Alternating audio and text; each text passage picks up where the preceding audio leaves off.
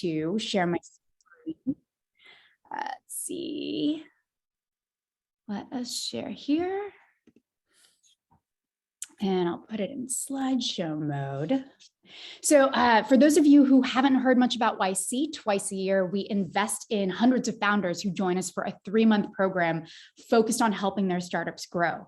So we fund founders who are building companies in every industry, from fintech to biotech. Anyone can apply to YC. The application is free and open to anyone in the world. So a little bit of background on me. I've been at YC for almost 9 years, which means I've seen about 3,500 companies go through the program. At YC, I head up outreach, which means everything we do externally to help future founders. And that includes sort of press for YC, social media, content. And I'm also part of the admissions process, which means I read applications, interview the companies, and fund them. So I started my career at Wired magazine, and that's where I fell in love with startups. When I started, it was about 2007, 2008, and I met the founders of Airbnb when they were first getting started, and the founders of Kickstarter, and I loved how ambitious and fast moving they were, which was very different from the world of publishing that I had started out in. While I was at Wired, Reddit got acquired by our parent company. So I worked in the same office as the early Reddit team when it was just 4 or 5 people. So Reddit was in the very first batch of Y Combinator, and they were the very first YC company to get acquired. So it was a big deal at the time. And I would eat lunch every day with the founders of Reddit. And, once you guys start meeting more startup founders, you realize they become startup pushers. So I was asking, Alexis, the founder of Reddit, what should I do next? And he said, oh, you should check out YC. You should start your own company. He started introducing me to other founders. And so I was interviewing for jobs at startups. And then he said, hey, I'm starting my own funded nonprofit. Why don't you, come on board and help me? And so from Alexis, I learned a lot about, Reddit is one of the world's biggest community sites. So I learned a lot about online community building and about how to help really early stage startups, launch and get started. And so that's how in 2013, I ended up getting introduced to the founders of YC and sort of leading the outreach program there. So a couple stats on YC itself. We have now funded about 4,000 companies. And, it's still, every 6 months we get 15,000 to 17,000 applications from around the world. And we have still about a 1.7% acceptance rate. The companies have raised over $70 billion. And now we have over 70 that are worth over $1 billion. And 260 who might not be household names yet, but are growing and are worth over 150 million. So it's a really incredible alumni community. These are some of our alumni here, some that you may recognize, and some, 14 of them are public. And, there are companies like Airbnb, Twitch, Instacart, and many, many more that are, growing and will hopefully be known in the coming years. So there are some well-known advantages of being part of YC. One is this open application. You don't need to know anyone at YC to apply. I think it's over half of the companies who we fund have, don't know any YC alumni. They don't know anyone at YC. They come in, they don't have a network. You don't need one. And so it's sort of this open process. It's well known at this point that, we fund companies. So we give $500K to all the companies that we accept. You get advice and you work really closely with your group partners. And you should definitely ask the alumni about this. And the group partners are, former founders themselves who've built and scaled their own companies. And they've seen hundreds, if not thousands of companies go through YC. So they can help, if you have a particular challenge, they can sort of talk about the patterns they've seen in, previous batches. YC, it's known as, it helps you raise, more money, often at a higher valuation than you would have if you'd tried on your own. Some of the secret or less well-known advantages of YC, also something I hope you dig, you ask the alumni about, are one, YC really helps you with this framework for focus. At YC, we say the only things you should be doing are, talking to users, building product, and really taking care of yourself, because, as you guys all know, you're founders, it's a marathon. And so you need to, sleep, eat well, but really everything in your life, you can really blame YC and say like, oh, sorry, I can't help you move this weekend. Like, I'm in YC. You can use YC as sort of an excuse to put everything aside for 3 months and really focus on your startup. A lot of our alumni say that it is the most productive 3 months of their company's lives. And some even try to recreate that sort of vibe in sprints. And then whenever anyone asks me why I think YC has, been more successful than many other communities, I really think, and if you ask the alumni themselves, it's the batchmates that you meet and the alumni network. We've built a lot of software to make it really easy for the alumni to connect and ask each other for help. So every day, on the forums, you see founders asking for introductions, or they'll say something like, I have this SEO problem, can you help me? And there are always founders who are a little bit ahead of you and a little bit behind you in your industry who can really help, dig into any problem. And now there are about 6,000 alumni, so who are running many very large companies. So it is an incredible network. For startups and companies that are selling to other startups, you often get your first users from the YC network itself. Often you'll get your first 100 customers from the extended YC network. So it's super helpful in that way as well. So I was talking about the software that we've built. We call it Bookface. It's like Facebook meets LinkedIn meets Quora. And, this is where the alumni connect online. We also have deals. It's, I think hundreds of thousands of dollars worth of deals that our community has access to. We also have an investor database. So if you're raising money from investors, it lists all the investors that have interacted with YC companies before, and you hear, the good, the bad, and the ugly. And I think it's really helpful having that information when you go into meetings and are choosing who is going to be on your cap table. We also help with hiring. We have something called Work at a Startup. And for those of you who are maybe not yet ready to start your own company, but are interested in working at a startup, I recommend checking it out. It's you send in one application and it goes to all the YC companies that are hiring for that position. And Work at a Startup includes both technical and non-technical positions. So I would definitely check it out. And a lot of early stage YC companies use it to especially hire their first engineers. And so one thing I think that has changed a lot in the past 9 years since I started at YC is that we now, our sort of internal motto, our external motto is make something people want. But our internal motto these days is we help founders from idea to IPO. So really early on, we were focused very much on the early stage. So just like the 3-month program, demo day, and help with fundraising. But these days, YC is run by former founders, many who are YC alum themselves. And we're just building programs and resources that we wish we had when we were first getting started 10 years ago. So these days we have, a Series A program, a Post A program, a growth program for, founders who go through the batch and then start to scale. So we help when you are getting ready to raise your Series A, and we have hundreds, if not thousands, of data points around what works and what doesn't. We have, the program once you raise your Series A, we have the program for how to best run your company, and then a growth program for companies that are, 50 plus employees and scaling quickly. So when should you apply? Really, you can apply as soon as you have a company or an idea, as soon as you have a team and an idea. You can apply. And even if you've applied once before, there is no, there's no issue with applying again. All right. And so I'm going to do one more shout out for if you are not yet ready to apply, or you're in the early stages of building your company, I recommend checking out Startup School. We are starting a new course. It's a free online program that anyone can join, and it's a community of global founders. A new course starts on June 27th.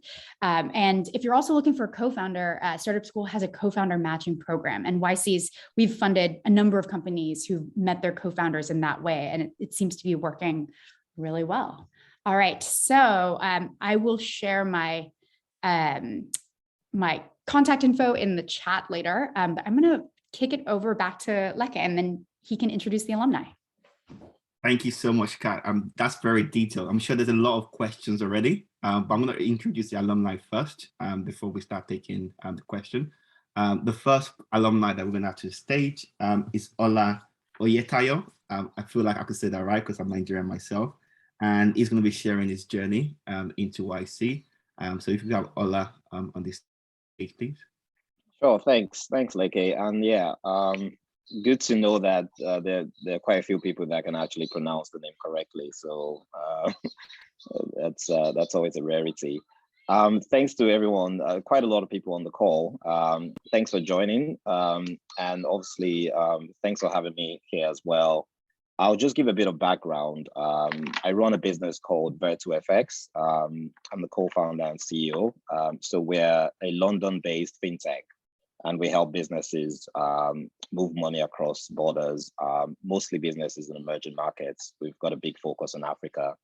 I did YC in winter 19, and that's obviously 3 years ago now. But like Kat mentioned, you know, the fact that I'm actually on this panel shows that YC isn't just the 3 months. There's quite a lot that goes on during the batch and then after the batch as well.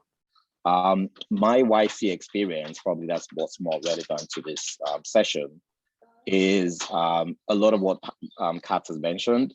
So YC, I do think, is one of those few accelerators and also you could say early stage investment firms where you actually don't need to know anyone. You know, it's sometimes pretty tough for founders to break into you know, the venture world or Silicon Valley, and YC does give you that sort of platform to be able to do that in a very seamless manner. I found that as my experience. So we actually applied to YC twice. The first time, we were still sort of like in the ideation stage, and you know, we got very, very good feedback on our application. And then the second time around, which was I think the next batch, we just reapplied, doing what we were told the first time we sort of made our applications. We continued talking to our users, continued working on our product, and actually had more traction at the point as well. And what I realized, so at the time it was an in-person batch, so we spent 3 months in YC. I'd actually spent more than 3 months. So we went to Mountain View, spent the period there, and then had, you know, bi-weekly dinners. But what I realized was that, you know, in a very unbiased fashion, what you get with YC when you're building a business is, you know, very true kind of raw advice, because most of the folks that, you know, you'll be talking to there have actually been through the founder journey, which is very helpful as well. And, you know, in my personal experience, we've now done 2 funding rounds. So we did a seed round in 2019, and we did a Series A last year. And, you know, I probably have talked to about 100 VCs in my time. You know, YC is really, you know, one of those rare firms that are actually truly founder friendly. And when you're building a business where there's so much that can actually go on, it really helps to have, you know, someone on your side that actually understands the journey as a founder, cares more about, you know, you building a business and the process than sort of like the, you know, pecuniary aspect. So that's another good thing about YC. So we had initially thought that we could sort of like run our business just with our own funds. And I know a lot of minority founders probably have this because it's very hard, you know, to build a network. You know, people talk about, oh, you know, do a friends and family round, but you know, most minority founders just don't have those people within their network that have the sort of network to, you know, do friends and family sort of investment rounds because you could lose your money. So what I did realize was that we had initially thought, you know, we would, you know, do a sort of savings round, you know, use our money to run the business. You know, what we were solving for was significantly large. So at some point we said, okay, well, we definitely need sort of venture capital. And that's when my co-founder, Tony, who's always followed Paul Graham, who's the YC sort of founder, one of the founders. read all his sort of essays, pretty much said, you know what, it would be great to actually apply to YC. At the time, they were giving $150,000, and you know, we just said, hey, you know, let's put our application in. Like I said, the first time when we had the idea, we put the application in. We got feedback on what we needed to work on. We did and then, you know, a few months after, did the second application. We flew down to Mountain View for the interview, which was an in-person 10-minute interview, which is another thing, right? You know, they sort of make up their minds very quickly within 10 minutes. So it's really just about the idea. You don't really have to, you know, go into too much detail. It's just about the opportunity and the idea. So we did the 10 minutes interview at the time. You know, we got accepted, flew into a few months after when the batch started. Sorry, that's my son in the background. A few months after when the batch started, we flew into Mountain View and stayed there for the duration of the batch. Had bi-weekly dinners. I know obviously it's now sort of virtual, but that was super helpful as well. The ability to meet folks within our batch, you know, talk about, you know, problems that they were facing within their business or opportunities, and sort of cross-pollinate ideas was also very useful. So I found that quite useful as well.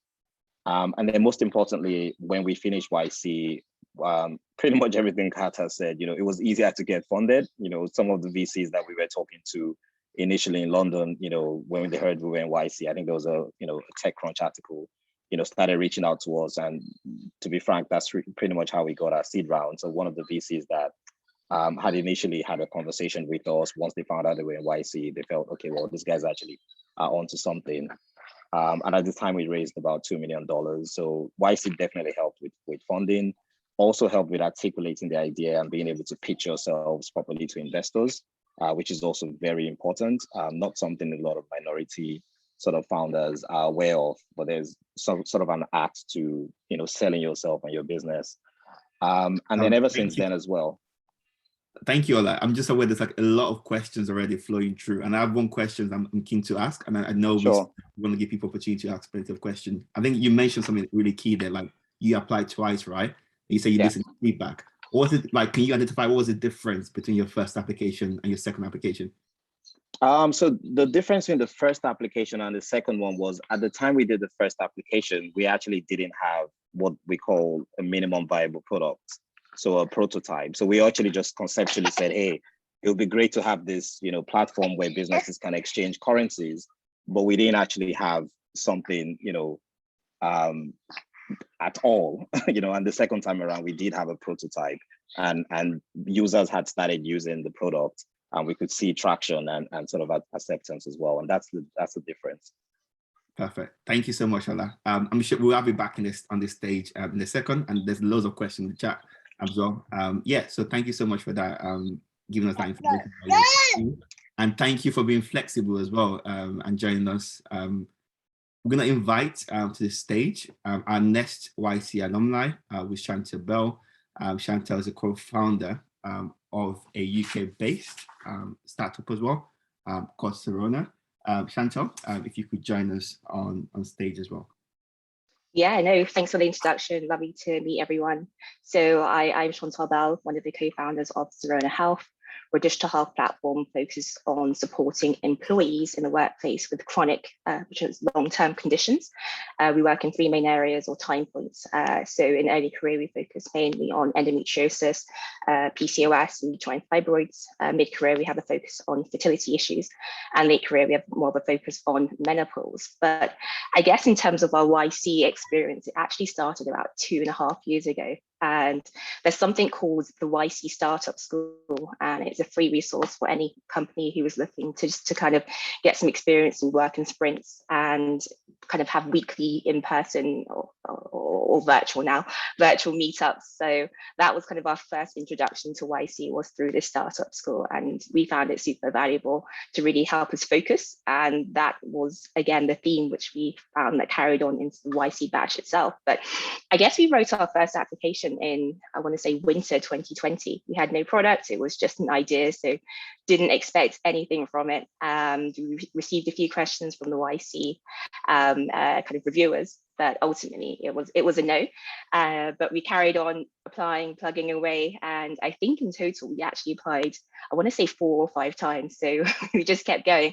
But it was eventually when we launched our product in spring of 21 was when we wrote our summer 21 application, and this actually resulted in our first YC interview. So we had a product, we had some early users, we had some traction, we had some data to show. So that was our first interview in summer 21. We were over the moon, but we realized our meeting slot was at 11 p.m. in a few days' time. So we had to really just prepare and work out who was answering what type of question and dividing out, all the different sections. But I thought one thing we actually found helpful during that first interview was just speaking to a few alumni. So reached out to a few people on Twitter and just asked them a few questions about the process. So this was during COVID, so it was all remote.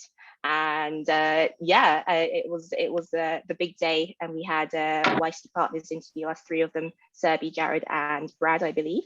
We gave it our all, but ultimately it was a no in the end. So we had our first rejection from the YC interview. But I guess the main feedback was that they liked what we were doing, but ultimately, we just launched, just had some very kind of early traction. So they asked us to apply for the next one. So that's what we did. We applied for the winter 22 batch. And this time we just really didn't over-engineer our application. It was super short, really succinct. I probably shouldn't say this, but we only spent probably a day or 2 on the application. We just really wanted to just put down in words, just very short sentences in terms of what we do, as we were quite aware that the reviewers have hundreds, if not thousands, of applications to review. So sometimes short is better. We got invited for an interview as an early applicant for the winter 22 batch.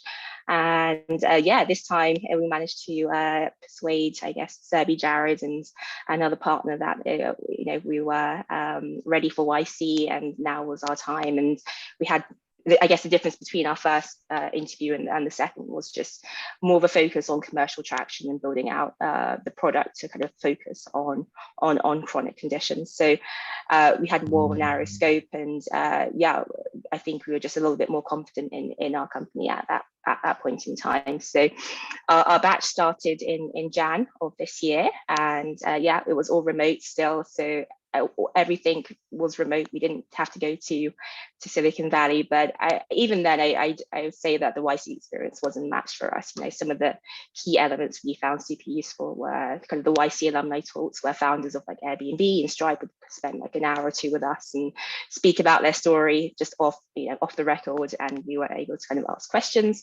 And also the YC boot camps for kind of sale and fundraising, etc., which essentially led to us raising a seed round post the end of YC. So at the end of YC, there's something called Demo Day, where hundreds, if not thousands, of investors join, and you have, I believe, 30 seconds to pitch your company, and then they then say, yes, I would like to kind of carry on conversations with this company or not.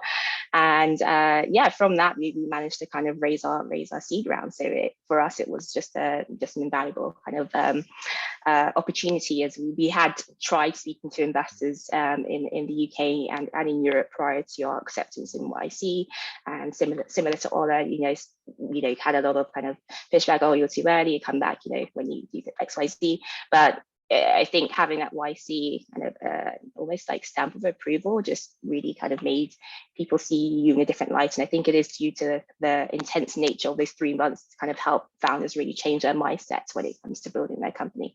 But overall, it was a great experience, and I still have regular meetups with some of the YC alum in London, and virtual calls with some of the alum in our vertical. But I guess my one tip for YC applications is just not to overthink it, and don't spend too much time trying to over-engineer the questions. Just kind of be very simple, straight to the point in terms of what you do and how you do it. Thank you, Chantelle. Again, quite a lot of questions coming in, so I'm just going to give you one question before we start invite everyone else back to the stage. If the BV team actually could start inviting the main speaker back to the stage, whilst I ask Chantelle this question. So you talk about applying for YC 4 times, and that word that comes to mind is resilience. Yes. Why did you complain? Why not say no 3 times? I'm not going to bother. because I think we just saw the value of YC for our company. We had visions of expanding into the US, and just having going through that program, and going through startup school, even just seeing like the impact on our mindset and how we operate our business. We felt like going through YC was just a great opportunity.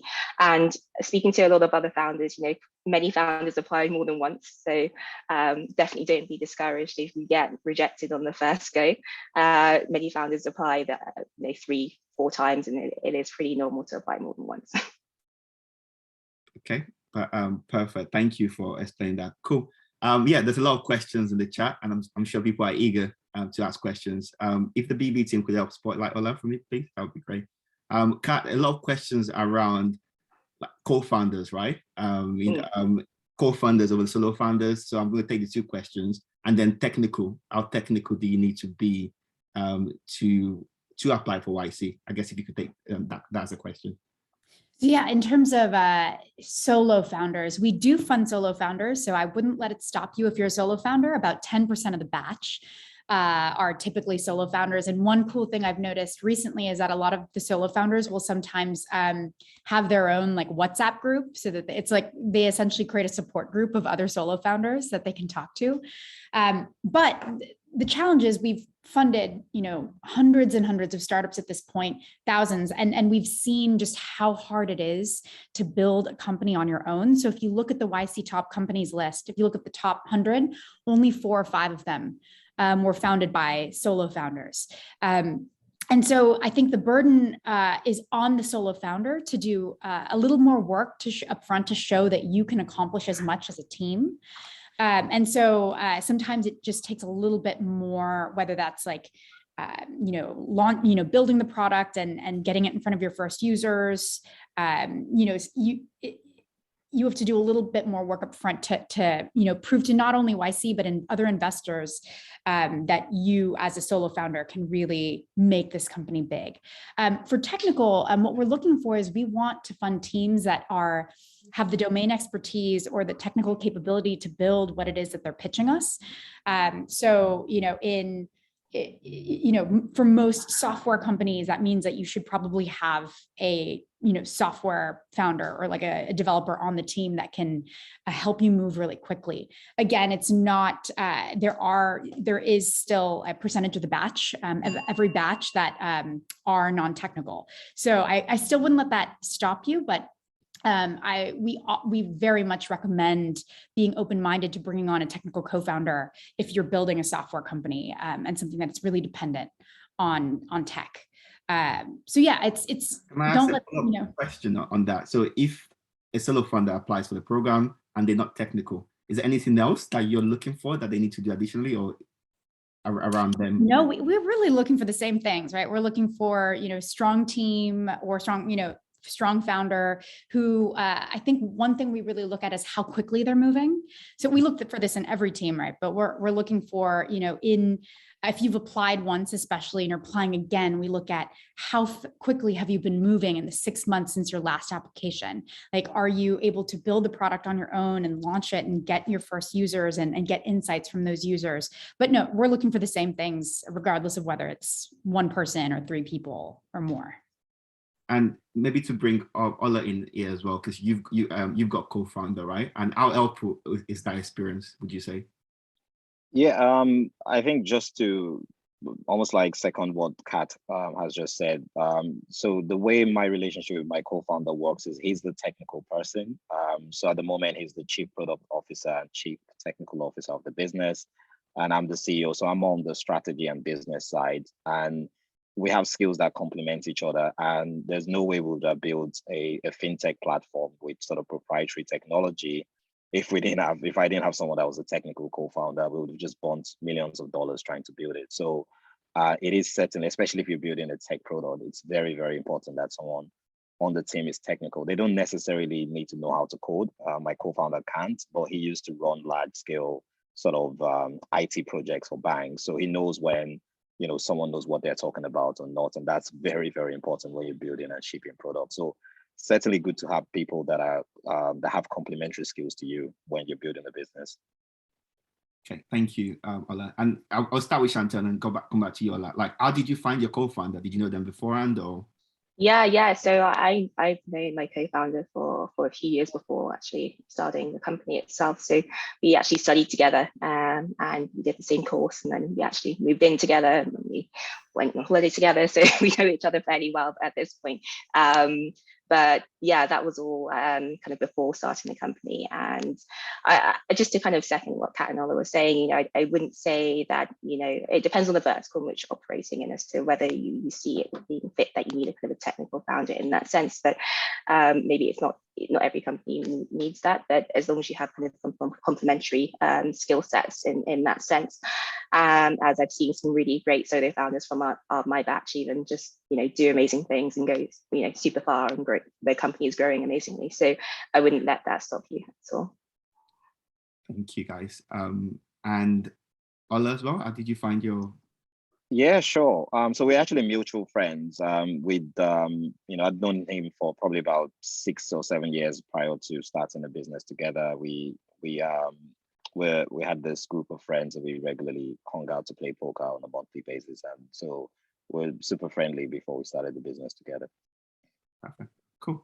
And I guess back to you, Kat. There's a few questions around like what kind of companies that YC fund. Specific one, do you fund the handbag rental company, clothing company? So yeah, just to throw that question back to you, what kind of companies do you fund or are you looking for?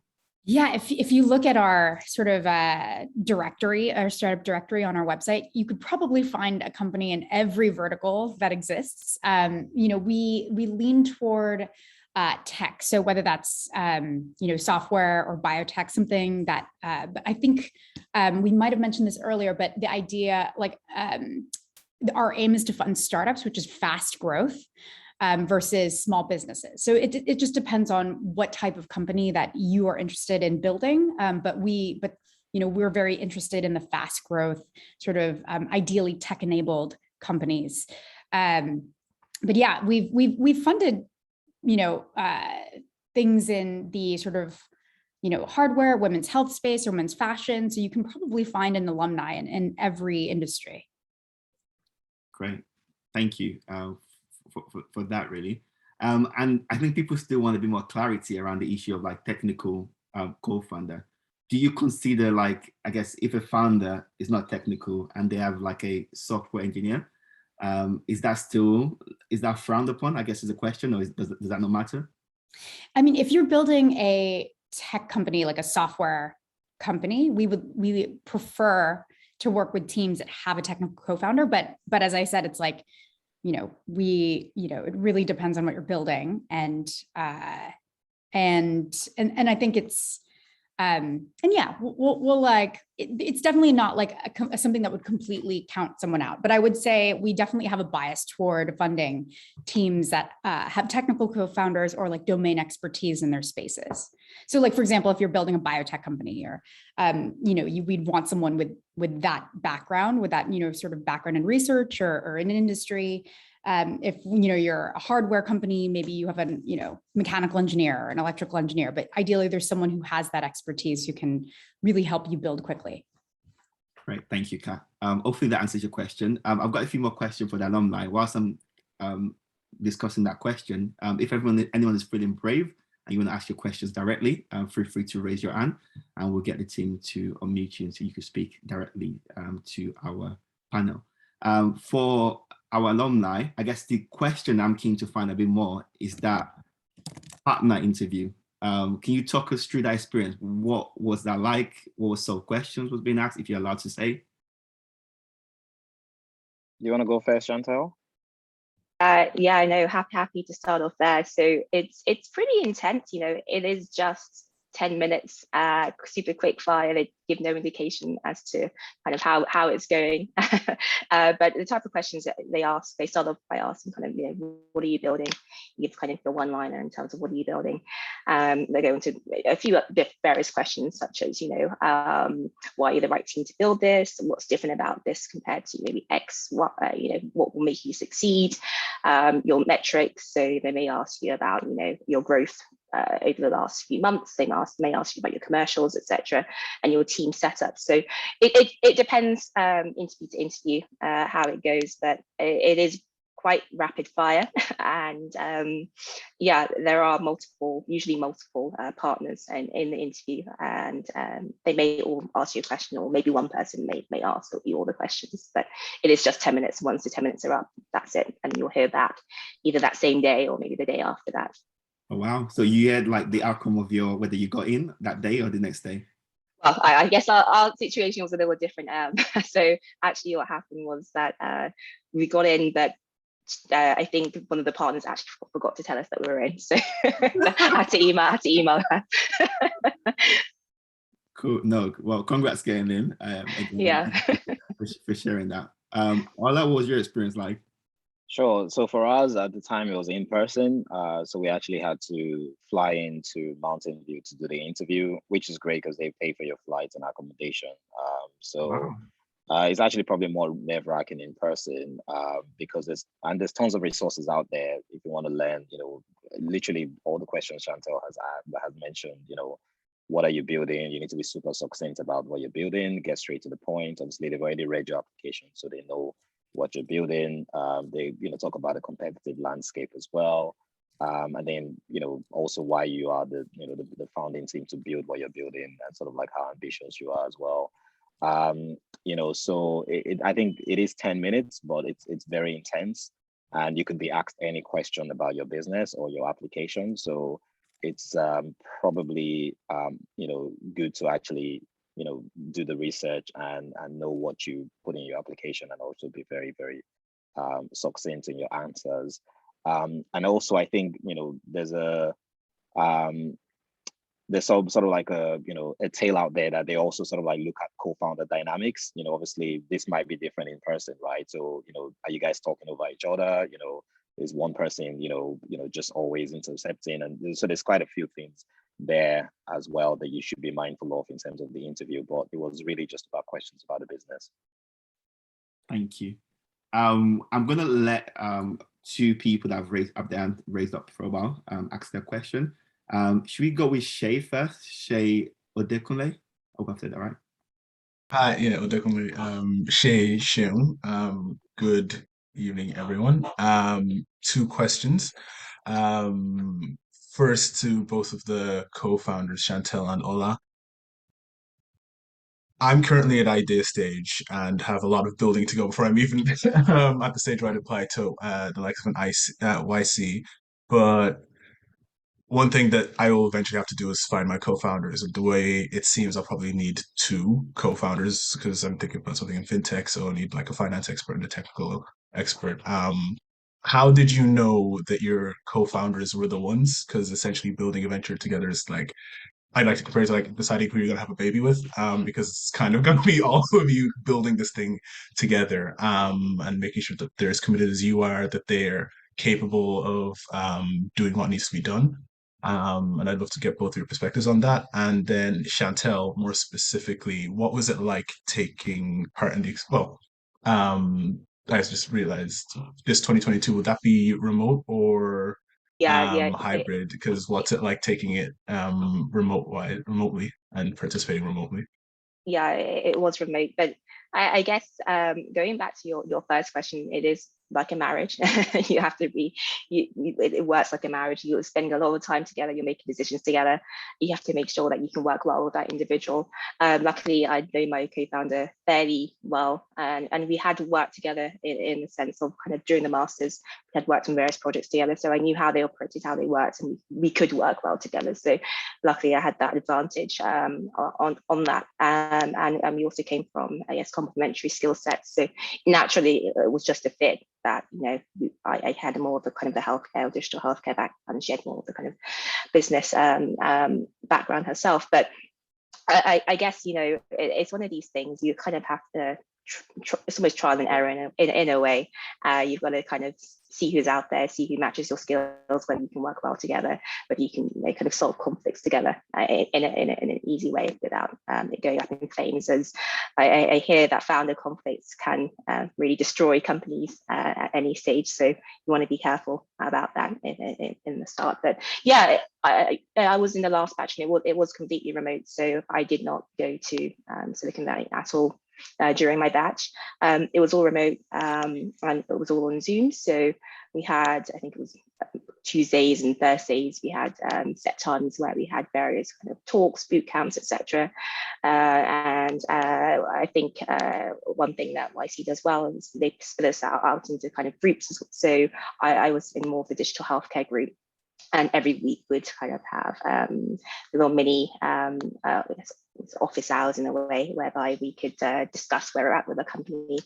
And then alongside that, we were able to kind of speak to the the partners at any point and book in a Zoom call with them, any partner, any YC partner to discuss anything about the business. But overall, I don't think I missed out too much. I feel like I still got that in-person experience with at least the London cohort of this year. And yeah, I still definitely found it beneficial and would definitely recommend doing it. Sure. So I think for me, I started ideating on sort of something that I thought was a big pain point. So businesses moving money in emerging markets because of first-hand experience I'd had with some of my friends with businesses in Nigeria. And the reason I sort of knew my co-founder Tony was the right fit is, when I was talking about what the issue was, the sort of questions he was asking, and the way he was thinking about it was, pretty much complementary to my thought process. And then also, it was actually a lot more ambitious than I was at this stage, just saying, hey, this is really such a big problem. We need to scale it and use technology and all of that stuff. So that also sort of solidified the fact that I just knew that, this is the right person to start this venture with. And it's been, I think, about 4 years now since we started Verto together. And, it is kind of, like a marriage. I probably see him more than sometimes I see my wife, but, it is, it does have its own sort of friction as well. I think it's very healthy when you do have healthy discussions and conversations. But, the earlier point that I said which is, if you have a co-founder that is complementary, the things that a lot about, he might not know a lot about, but then the things that he knows a lot about, you probably don't. And if you guys approach that or issues and problems that way, then it just really helps. So I think for me, it was just knowing that it was someone that every time I talked about the problem, he sort of was thinking of solutions, and then also sort of pushed us on to, doing this at scale was the reason I knew it was the right sort of person to partner with.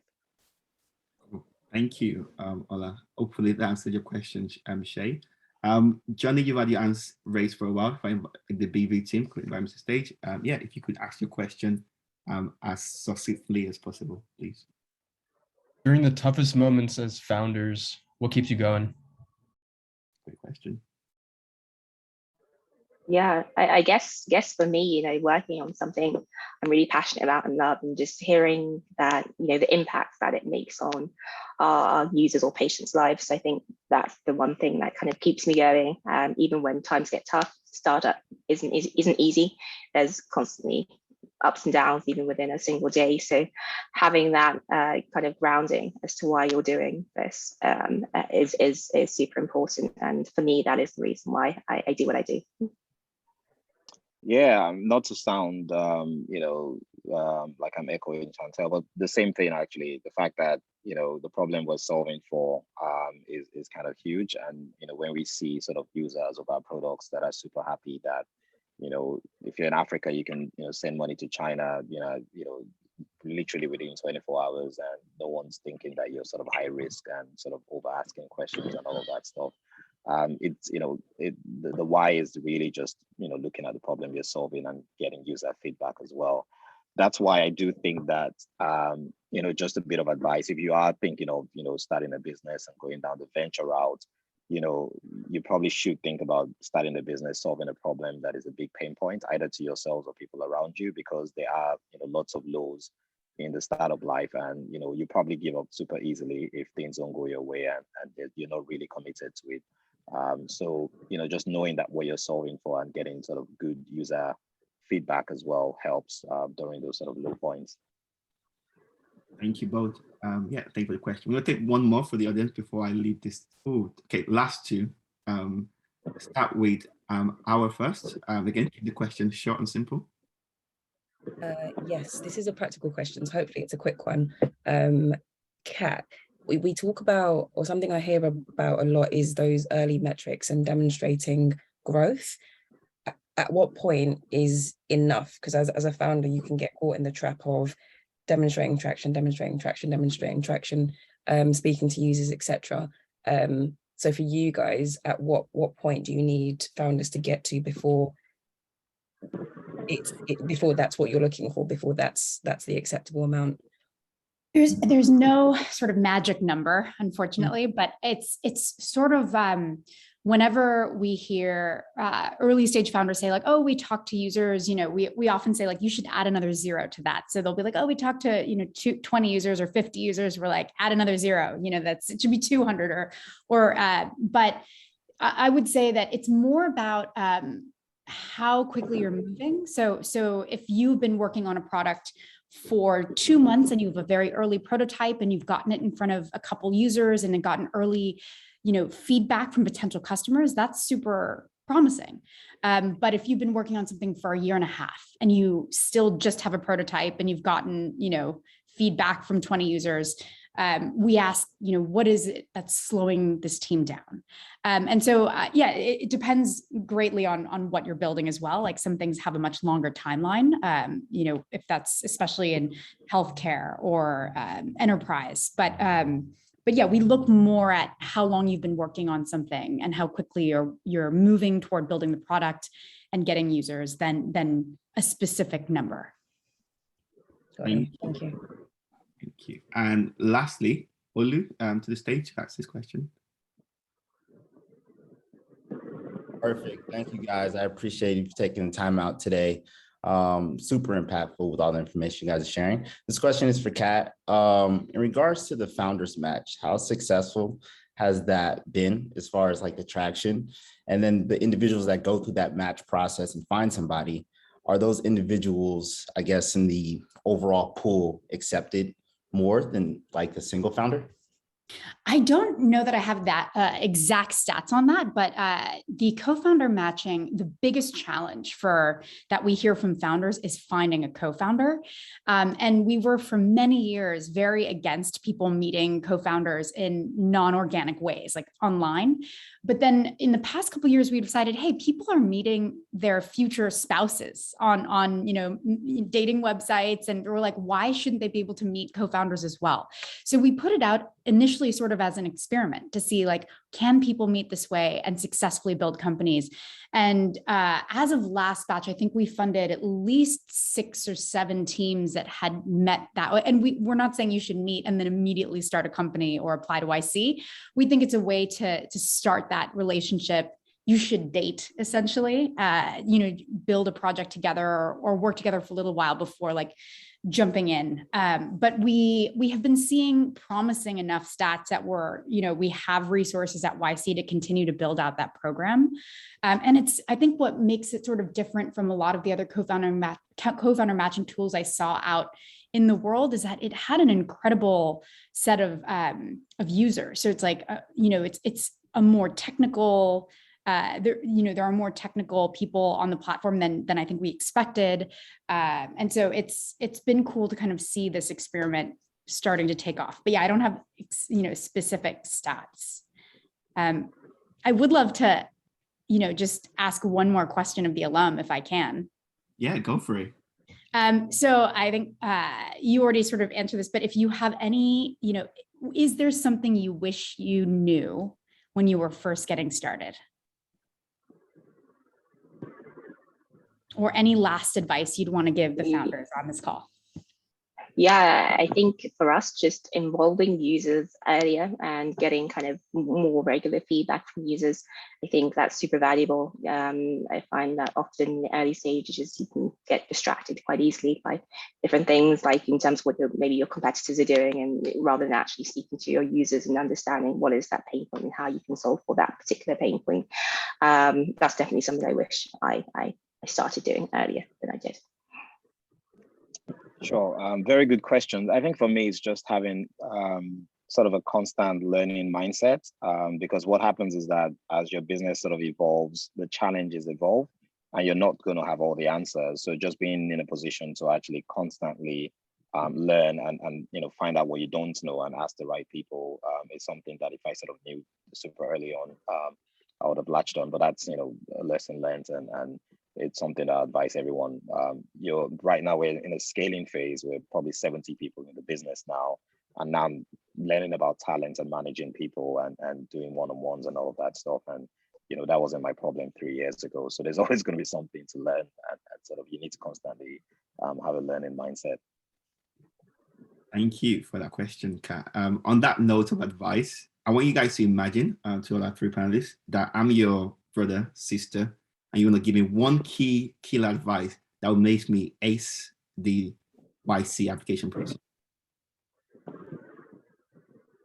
One thing I'll say is, even if you're not immediately thinking about applying to YC, I would recommend filling out the application, because it helps you, it gives you a framework for thinking about how to talk about your company, especially if you're going to be talking to potential users or investors. And it helps you have sometimes difficult conversations with your co-founders. So it's about equity and how you think about sort of the company generally. So I would say that would be my advice. I would say, and there's no harm in applying more than once. And then I would say just my number one piece of advice I give about applications is just be as succinct as possible. So we are each reading thousands of applications. And so be succinct and clear and describe what you're doing in words that really anyone can understand. Thank you, Kat. Yeah, for me, I'll just say, and this is, just the truth here, don't try to hack it, just be real. What I find is that, 3 years on, most of the guys that are still, doing their businesses and startups are the ones that really are solving, problems, potentially using technology. But if you're trying to hack it, you hack your growth metrics and all of that stuff, you have a great application, you get in, at the end of the day, you still need to build a business. So just be real, look for a problem that you really feel passionate about, you feel you're the best placed person to solve it, and then just apply, apply and actually constantly work on the business as well. So don't just apply and then not do anything. Thank you. And lastly, Chantelle? Yeah, I completely agree with Kat. Just be super succinct with your application. I've read a few applications for this summer batch, and I guess one common theme is people tend to write massive, long answers for their questions and use quite technical words. But if the reviewers are reading thousands of applications, it's going to make it quite difficult for them to actually decipher what exactly you're doing. So use layman terms and just keep it super short and simple. Cool. We're going to wrap it up there and finish exactly on time. Yes, so thank you so much to our panelists. First of all, thank you, Kat, for taking your time to join us today. Really, really appreciate it, and sharing an insight into YC with the Black Valley family. Thank you to Ola. Thank you to Chantelle as well. You've been great. I know Ola has even offered to review some people's application, which is super useful. Sorry that your inbox will be full over the next few days, but super grateful for that, really. Hope you guys have found this really useful. Shameless plug, I should say. We do have an application open for early stage Black founders based in the UK and looking to go down the venture route. So we work with early stage founders looking to raise VC money. Do go on the Black Valley website to find out more. I think the team have shared a bit about that on the site. We'll put this up on our YouTube page as well. I will send an email following up with people tomorrow. Thank you, everyone. We've been Black Valley, and that's YC at Black Valley, and it's been great having you. Have a great rest. See you rest of your evening, and yeah, good luck on your YC application.